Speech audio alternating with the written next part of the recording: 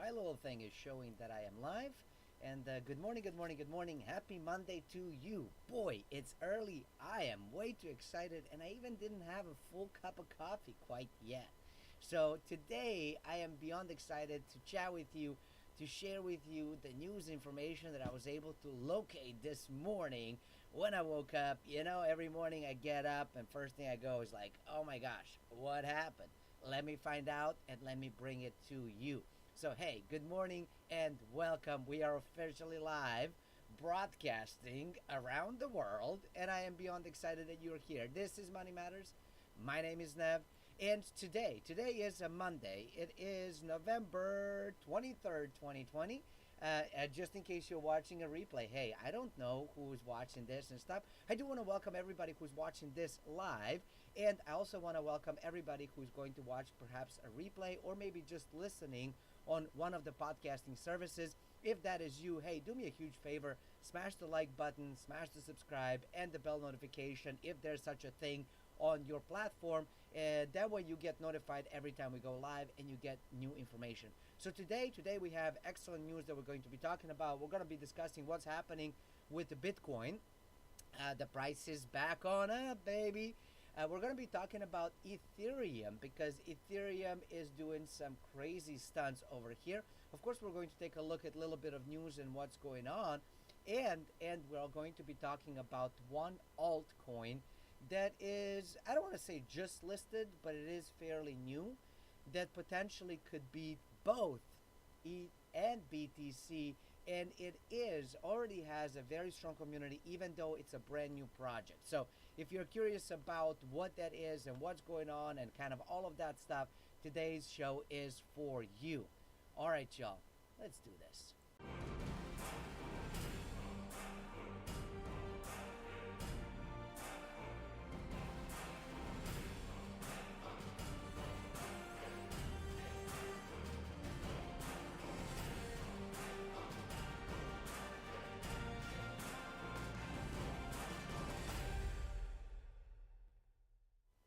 All right, and this is not what I wanted to show you. I was trying to sneak something in. Okay, I was trying to sneak in a price of ETH and USD, and I wanted to get a chart out, and be able to sneak it out. But clearly, I did not successfully pull that off. So I'm not very good at sneaking, at cheating, at lying. So, downfall for sure, for sure, for sure, for sure. So, okay, all right, all right, all right. So now that I actually have pulled it up, let's go in and take a look at the markets, y'all. I hope you're all doing well. I'm beyond excited. So let's take a look at the markets. I should probably refresh this because typically I pull it up first thing when I start research, and things change drastically often. And this time around, boy, it did change drastically as well. So what in the world is going on? Okay, so exciting part is Bitcoin is at $18,623 exactly. How weird is that? Pumped 4.8% in 24 hours and up 16.6% in 7 days. But that is not the most exciting news.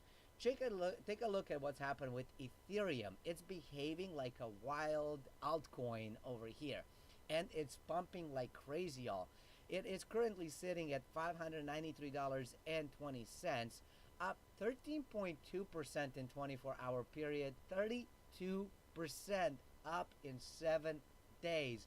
Now that is what I call a pump, and really, really, really excited about this whole thing. Now, of course, as we scroll down the top 100, we do see that, like, when you look at a 24-hour, it's like, I mean, it's a sea of green. It's a sea of green. This is a very exciting day. The biggest winner over the 24-hour period is Zen, pumping 44.7%. Numeraire is in second spot, 38%. Waves, 30.4. VT, 21.3. I was going to call it VET, but I guess that's accurate as well. Myota, 18.8. I mean, we're seeing some ridiculous bumps, y'all, in this particular market. On the losing side, really, if you got to list Tether as the loser, number one, we got bigger issues to talk about, right? because that's the one that shouldn't be moving much, if at all. And then DAI is the second one. So the only losers today in the 24-hour period are the two stable coins. That's it. That's it. Everything else is in the green, which is absolutely insane and super exciting. On the 7-day pumping side, Waves is definitely winning at 82.9%. XRP is second spot at 78. XRP has been on a tear. I remember, I mean, it's been sitting at like 20, 21 cents, 20, 21 cents. Then it would jump up to 23 cents. You were like, ooh, I'm making money. But now, look at XRP. 48 cents, y'all. 48 cents. That is absolutely awesome and super exciting. So, hey, congrats if you are actually making any money. And you know what? With everything being green, you should be. You know, I was joking, semi-joking, you know, that you could like do like this and just pick anything and you could probably win. And you know what? Not really a joke today, is it? Just about anything you can actually point on to. Hold on for a few days. It seems like it's going to pump. Now, that is not a financial advice. That is not how you should be investing nor trading whatsoever. And talking about financial advice, nothing that I say here on the channel ever should be counted as financial advice. All I'm trying to do is give you some information, news, and my personal thoughts and opinions of what I'm sort of thinking and doing. But you gotta do you while I do me, all right? So one of the things that I failed to do yesterday, because I was so excited, I failed to tell you about the company that Jeff Bezos actually has backed that has to do with crypto. And it's the crypto trading service in Africa. It's called Chipper Cash, and it's a fintech startup that is expanding products to include crypto trading service in Africa, and it's raised $30 million in one of the fund rounds. And of course, Jeff Bezos is the individual, one of the individuals that has backed this project up. So that is kind of a cool piece that I wanted to share with you that I promised to share yesterday, and somehow in my excitement, I forgot to share it. All right, let's go ahead and take a look at the news, and I promise we're going to be looking at, we're going to be taking a look at some of the charts. We're going to be looking at some of the graphs, so don't go anywhere whatsoever. All right, so remember how we talked about that there was this one of the largest banks that was going to list their bonds within crypto? Well, they pulled the rug. Now, thankfully, they didn't do a DeFi rug pull, right? They pulled the rug before they listed, not after. So I guess that's a bonus right over there. So what happened? Well, they were going to list $3 billion bonds issuance that were going to be tradable for Bitcoin and US dollars, and then potentially expand into the other crypto markets. However, they actually decided to suspend it. They were going to list, remember, in Malaysia and stuff. If you don't remember, you can always go back onto the YouTube channel, Money Matters. I want to say we talked about it 2 weeks ago, plus minus. But that's kind of what it was announced. So it was announced. Now it's announced that it's not going to happen. But hey, there's something else that is happening inside China. You know how they have been practicing with their CBDCs? And I call it practicing because that puppy is already live. They've already held one lottery where they pulled it up. They've already tested in some of the places. Well, now they're testing it yet again. They're rolling out another test now in Suzhou. And it's always interesting to see the pictures that come from China. I swear, like, either all of their buildings look alike, or we only have like 3 photos of the entire place, because we, you know, it's either this building, it's either the Great Wall of China, or it's, you know, something with Chinese characters, somebody on a cell phone, you know, trying to buy or sell something. So very interesting. Anyways, let's go ahead and try to change it. So according to local news reports, the form of wider trial in Suzhou will be similar to the one that was carried out in Shenzhen in October, where about $1.5 million in digital yuan was given to 50,000 residents as red packages via lottery. So that's kind of what they're going to do again. You get to apply for the lottery, you get chosen, you're given free money, and then you can go and shop around, which is really exciting. And all they're trying to do is to see the behavior of individuals, collect the information. And if you will remember, we actually covered what happened with the Shenzhen trials, that they have actually reported back that was like, hey, it was free money, I'll take it, but I don't know that I'm going to switch from my current payment provider. because from my understanding, again, I've never been to China. So if you have been, hey, let me know in the chat, let me know in the comments. I've never been, but from what I hear, the people that have been, people that have traveled, is that vast majority of all of their stuff that they're buying in when they trade, they use their phones. They scan the QR codes and stuff. So for them, it's very much digital. For us, it's sort of kind of there. Like we have that like Google Pay and Apple Pay and that kind of stuff, but you can't use it everywhere. Sometimes you can, sometimes you can. So we're still stuck with like, swiping of the cards and using the pins and stuff and the crazy stuff, right? For them, they're not necessarily doing that quite yet. So that's an interesting difference. But interesting part is that the banks around the world are exploring CBDCs. You already know that. There are actually many smaller countries that have already rolled them out. I did not know this till this morning, so maybe you don't know this either. Cayman Island apparently launched a national digital currency earlier this year. I had no clue. I didn't know that. But maybe you did, so I figure, hey, I might as well share it with you, because if you are equally as lost as Nev is, hey, boy, we're in good company because we're learning together over here. All right, now it's time to take a look at what's going on with the Bitcoin, our big old grandpa coin, who's only, 12 years old? So if you're grandpa at 12, boy, Benjamin Buttons, can we call it Benjamin Buttons? By the way, when I say Benjamin Buttons and Bitcoin, whenever I use Bitcoin and I type it over on my cell phone and stuff, for some reason, whenever I enter BI, my thumb hits BU, so Bitcoin turns into Buttcoin, which makes me laugh every single time that it happens. But I'm like, I gotta be careful. I don't want to post something on social, call it Buttcoin, and next thing you know, is I get derailed by people by misspelling it. So one of the things that is happening, you've likely have heard of, is the price is going up. And how high is going up? Well, who the hey knows, right? We are approaching slowly but surely the all-time high, and I think we're going to break it. As I have shared in one of the previous videos, doing some sort of analysis. I think I did it like last week. Again, you can find it on the channel. But based off of my, very brief analysis, on the lower end of the spectrum, I expect this new bull to be anywhere between 87,000 on the low end to about 130,000 on the high end. Now, is it possible when the herd shows up, that puppy is going to pump way higher, and that who was it? Was it JP Morgan or it was one of the big banks and stuff that they were like, no, Bitcoin is going to be like at $400,000, and then Winklevoss twins were like, it's going to be $500,000. So nobody really knows. We're all throwing out, the crazy stuff into the ether to see what happens and who ends up being right.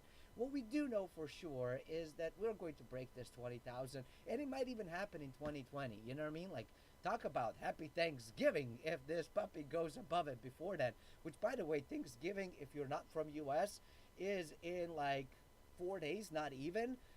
So, most of us are working Monday, Tuesday, maybe Wednesday, and then Thursday is the holiday. So that's going to be an amazing Thanksgiving. I mean, talk about, saying grace around the table, be like, thank you for mom, thank you for dad, with this lovely meal, and Bitcoin, so it's going to be lovely for folks to do that. But anyways, interest is coming from whales, which means that these are folks that are not buying like $100 worth of Bitcoin or like one Bitcoin. When they buy in thousands, they buy 10,000, 1,000, 5,000. So they're throwing a lot of money, and they hodl. They hodl, and they will be hodling for as long as they can, which is really exciting, because that's what sort of creates this sort of pressure for the price to rise. And of course, we have a chart that is talking about how, the number of whales is going on up, and how actually people are hodling. And then we have Google Trend data way back when, way back when, 3 years ago, way back when.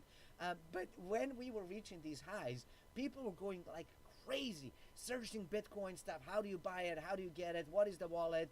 I was telling you, I would go to the conference and stuff, and you would say anything crypto or Bitcoin, and the crowd would just come. You felt like freaking Elvis Presley coming back to a concert to do this stuff. But all you said, you were like, yeah, like Bitcoin gets mentioned, and everybody's like, what did you say? What did you say? What is it? Tell me about it. Can I have some? How do I get it? Now they're not even interested. Take a look at this chart. And I know it looks like, hey, it's going up. But then you have another chart that actually zooms it out, and here it was that high when you get like pummeled by people. I mean, they literally like ran over each other if you mentioned Bitcoin. Like, forget it, man. And that's all they wanted. The altcoins didn't really matter. Ethereum, they were like, they did like Litecoin, but they really, really, really liked Bitcoin. And then Bitcoin Cash and anything named Bitcoin, they absolutely loved it. And it's so funny. And we're going to see it again. We're going to see it again. But look what happened. Even prior to that ginormous thing, we were kind of going on up. And then since the all-time high, we came into the all-time low. And of course, the interest just sort of, it's like flatlined. Flatline. We see like a little, like a bump here or there. You come into 2019 and it's like, just barely showing signs of life, but they're nowhere near. So all of this price pumping that we're seeing because of the long-term holders, right? It's because of the, OGs, because of the people who are really passionate, because of people who maybe are like you at 6 o'clock in the morning, 7 o'clock in the morning, sitting and watching the channels, trying to learn as much as you can. And this is a good thing. This is a really good thing, because when you get there before the crowd, if you think that Bitcoin is expensive at 19,000, wait until it hits 190,000, right? And I think all of us are in it for that. We're waiting for that crazy stuff to come in.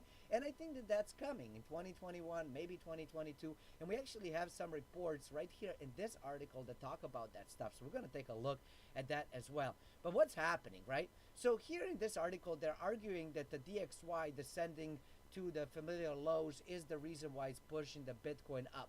It's possible. And if you don't know what DXY is, it's basically a dollar index, the current dollar currency index. And I actually brought it on up right over here in the trading view, so you can take a look at it. And, I'm going to actually zoom out, because this is kind of what you see on their chart. And there's a lot of different things that are happening here, so forgive me for that. But you can kind of see what's going on. And, they will zoom it in and make it look like really scary. But look at this. If you zoom out, hold on.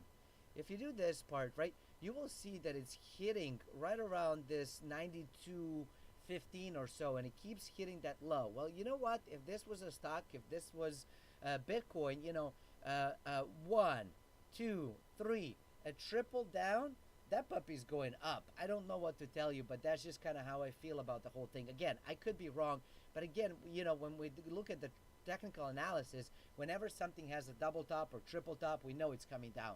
Whenever it has a double or triple bottom, we know that it's going up. Probabilities are there. It's not a guarantee, but probabilities are there. But here's the crazy part. I want to zoom out this. Let me see if I can show you the sort of like a 1 year thing of what's going on. And this is such a small movements that I have to do this stuff. I mean, it literally goes between 83 and 102. So the movements are ridiculously small. But when you zoom it in, it looks quite scary. And let me see. Can you see this stuff? So as you can see, let me see. Why is this not allowing me? See, sometimes it doesn't give me 5 years, please. And thank you. And you can see kind of what's going on. So at some point in the history, we were much lower. In 08 and 09 and all of that stuff, dollar was much lower than it is right now. And so when you zoom out, you can actually see that while, yes, we have come down from the highs, there's not much of else happening over there. So I don't know that calling dollar index falling is what's pushing Bitcoin. But again, it could be.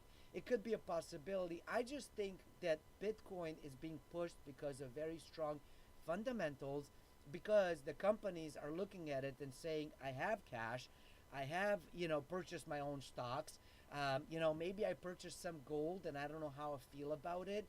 I'm not crazy about bonds, but I have some of that stuff. I need something that is going to 10x, that is going to 100x, and none of these things are going to do it.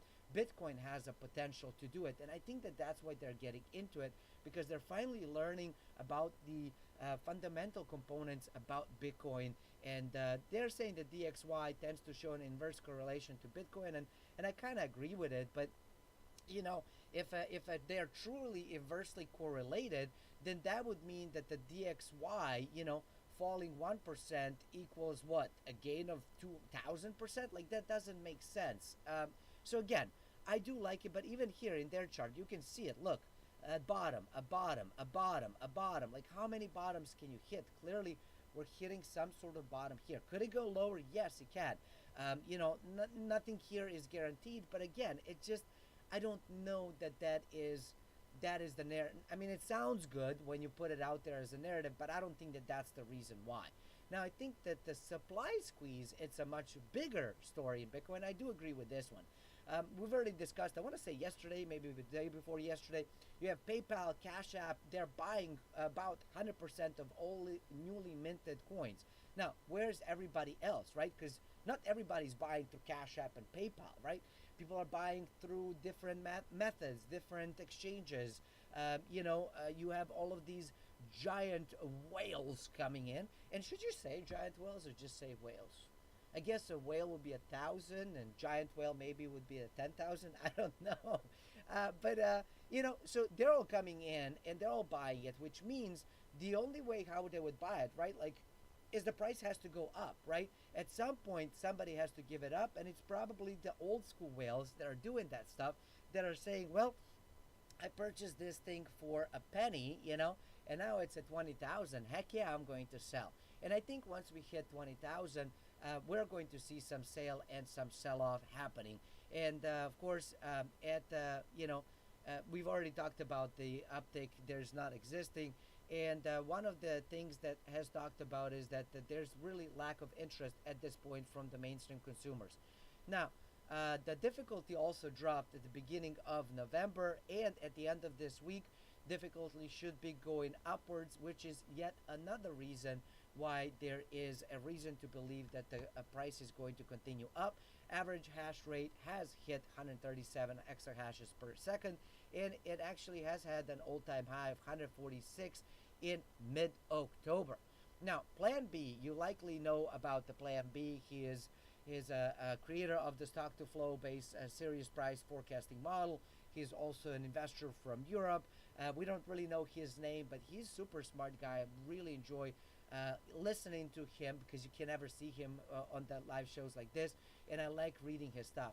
But he was talking about the fact that the real upside for Bitcoin is just about to come, that nothing is happening.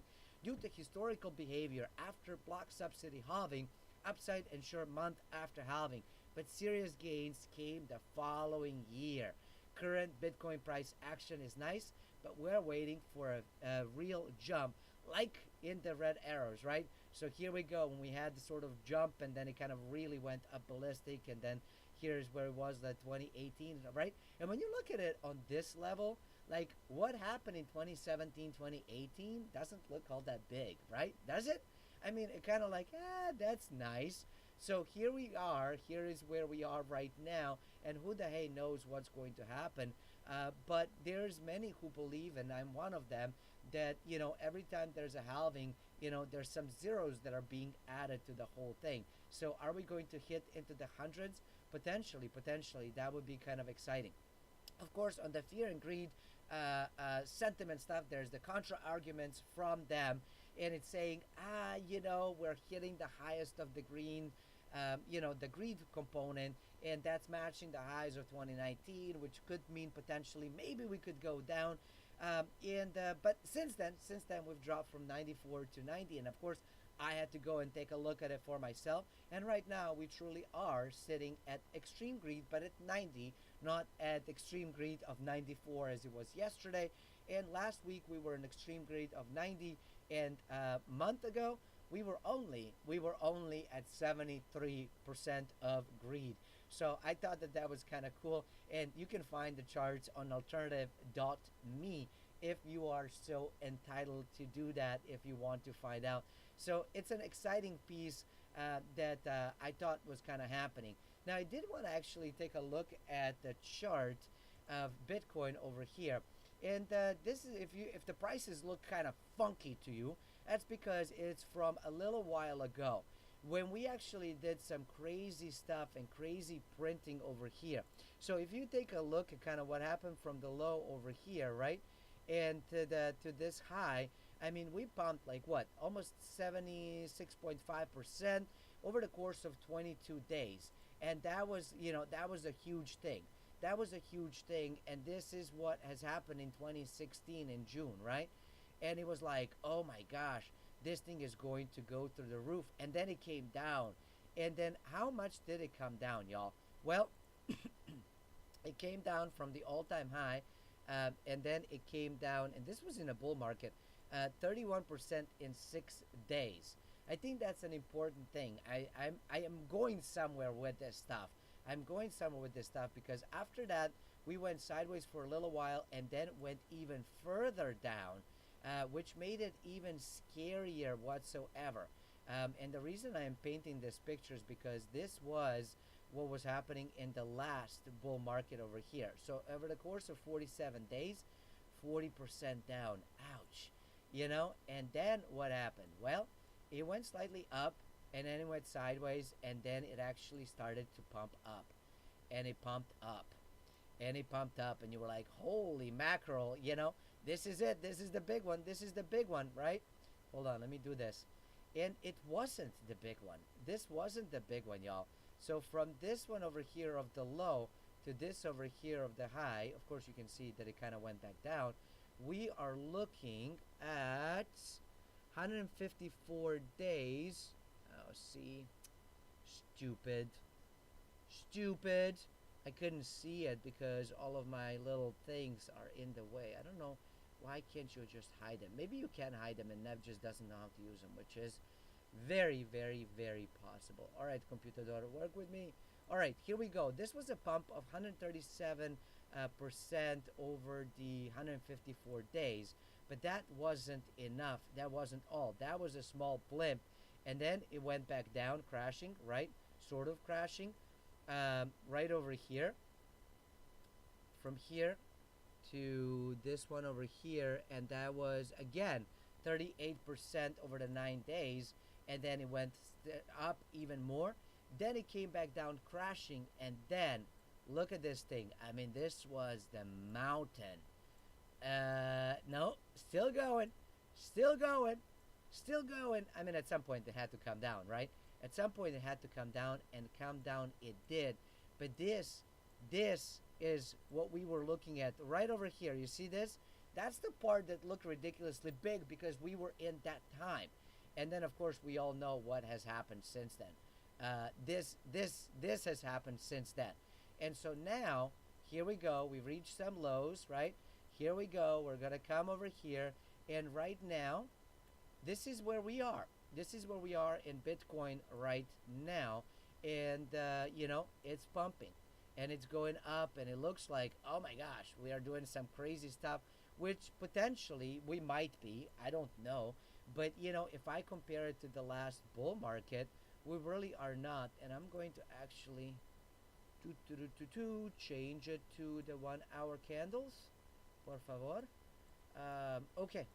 So now what is happening, right? And I might need to adjust this stuff because it's not completely accurate. This was actually a bottom, but it wasn't on the 1 hour. It was on something. Don't ask me on what it was. But it seemed like, oh my gosh, I am a hot mess today. Hot mess today, y'all. I think it was a 4 hour candles that were printing that kind of were hitting. No, it wasn't. I was clearly doing something. Don't ask me what I was doing. And but anyways, I was just kind of looking at, okay, this is where we are seeing a local bottomish. This is where we're seeing a local sort of resistance that is happening, and that's roughly at about 18,800.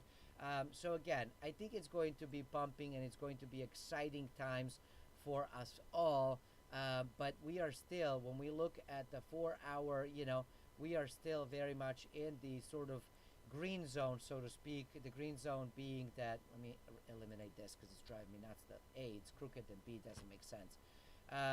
So I was looking basically right over here. See how you have the sort of the the support right around the 17,500-ish level or so.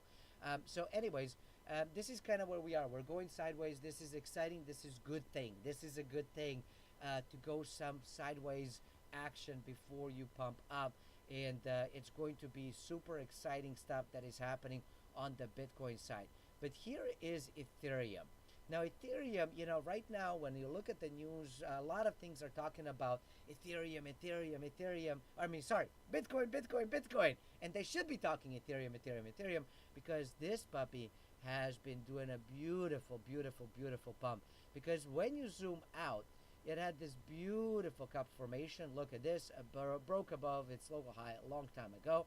This is when it was $90 in March or something like that, right? And here is the sort of where it was the high. This is where it was the high right over here. Let me get the 5-year thing. This is where the high was of over, $1,000 over here. We're nowhere near it. We're nowhere near it. Ethereum is just getting started, y'all. And so this is the reason, why I believe that as Bitcoin approaches the new time high and breaks it, Ethereum will do even more of that.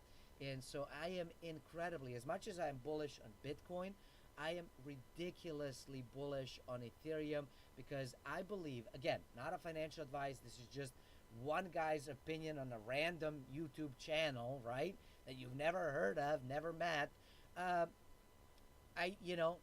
3, 4, 5, 10x, super easily possible. Because again, if all of that happens, is it possible that we're going to print like crazy? Yes, it is. So 500 is nothing, and we've seen it. We've seen it print up, y'all. If we take a look at the 4-hour candle, all right, I'm gonna have to zoom in because you were like, it's flat. Yes, it is flat because look at this. It's been pumping like crazy, and it's starting to do something similar that we've seen with Bitcoin about 2 weeks ago, maybe plus minus a week ago, something like that. My memory is not serving me all that well. But when it started, it's still within the channel, but it's riding on top of the channel. And so this is very bullish. Now, could it come up down slightly and go a little bit sideways? I actually kind of wish it would. I actually wish it would kind of do similar things that happened here. It went up, it went sideways, and then pump up and sideways. I would love to see some of that stuff. I don't want it to go parabolic up, because when that happens, then it comes parabolic down. Although it's a good buying opportunity, it's not really good for people's confidence into the market as a whole. So now, I did promise that I was going to share with you one altcoin that could potentially outperform them all. It has something to do with Chainlink, and it's not Linkcoin. Although Linkcoin I'm incredibly bullish on, and I think it's incredibly powerful coin. It has to do with LinkSwap. You might or might not have heard of this whole thing. So let's take a look at what's going on. So LinkSwap is launching. It's coming actually on November 25th. Today is November 23rd. So in 2 days, right in time for Thanksgiving, at least for us in the United States that celebrate it, right? But it's absolutely coming. So what is it? Well, it is highly anticipated launch of LinkSwap, the community-governed automated market maker for the Chainlink ecosystem. Yes, it's basically a rival to Uniswap and SushiSwap and SwappySwap, but this one is called LinkSwap, and it's for Link holders, citing high risk of the DeFi protocols along with rising gas prices and Ethereum volatility. Although, we could argue that Link also has volatility, so I don't know that I would quite call that, but I do agree that there has been some challenges within the DeFi stuff, and that, it could get very, very expensive and very pricey to do some of the things because of the network congestion and stuff. So what is happening? Well, core features, it's focused on impermanent loss reduction. It's also called divergent loss, which is the difference between holding tokens in AMM liquidity pool and just simply holding them on the sidelines. LinkSwap will implement continuous liquidity pools, CLPs, to reduce impermanent loss for liquidity providers. And so why they're doing that? They're saying this is incredibly important for Link Marines who would rather hodl their Link and forego yield than risk losing their Link for a yield. So they don't want to do that. And when they're saying, well, we want you to get a yield without necessarily losing it, I'm like, okay, that's kind of cool. So all aboard the Link hype train, and it's due to launch on November 25th, as we have mentioned. But the more important thing is the YFL token. YFL token is they're going to be offering a number of farming pools, available various tokens, including GSwap, game index, also to launch soon. So there's all kinds of things that they're going to be adding and doing. And I think there's a lot of cool things to see once it actually gets launched. But most attention is LinkSwap's governance token YFL, which has been pumping like crazy, y'all. And we're going to take a look at that in just a moment. YFL has been on a tear lately. Over the past 24 hours, the new AMM governance token has added more than 20% to the top $1,000 for the first time since its initial spike in early September. And of course, once it hits that, folks are going to hodl. So we'll see. So what did I do? Well, I decided, I gotta go and check out 1inch Exchange. Why 1inch, Nev? Well, for a couple different reasons. Because their DEX, they're offering some of the best ways to actually exchange your coins. You might have heard about them. Maybe you have used them. Maybe you have not. No, I'm going to zoom out so that you can see the whole thing. And they offer, I really, really like them because you get one of the best rates that you can. And then, of course, they use Chi token or Chai token, depending of how you want to call it. I call it Chi personally. That helps with the gas prices. But here I actually put in one YFL. And as you can see, currently it's trading at... should we update and refresh at $1,003? So that's kind of what's been going on. It did pump over to the $160. It has come down since it. And so if you're looking to get into it and trade it, be prepared that that is going to happen. And then again, to buy it, estimated fee is about $17. So again, the gas prices are up on the tear, just like they have talked about. But YFL actually has a potential to perform incredibly well, especially once the link swap goes live. People go into it. Now, my question is, are you going to be able to earn it as using it? As we've seen people be able to do that with Sushi Swap, with Uniswap. I'm being told that DYDX potentially is looking to do something like that. 1inch might be looking to do something like that. So I don't know. Some of the stuff is speculation. If you know anything about it, hey, let me know. We're all here to learn from one another. So there you go. That's it for this beautiful, amazing Monday morning.